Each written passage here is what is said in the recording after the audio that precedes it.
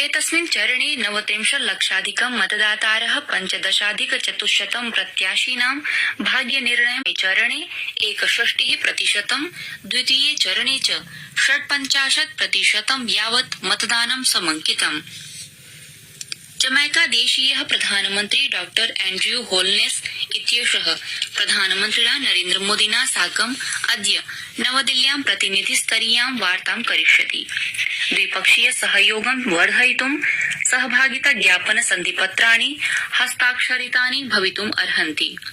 प्रधानमन्त्री Andrew wholeness इत्येषः राष्ट्रपतिना द्रौपदी मुर्मू वर्यया, उपराष्ट्रपतिना जगदीप धनखड़ेन, अन्यैः गणमान्यजनैः व्यापारोद्योग नेतृभिः साकं संवादं करिष्यति। तदनु असौ श्वः वाराणसी नगरं प्रति यास्यति। अवधेयं वर्तते यत् भारत जमैका देशयोः मध्ये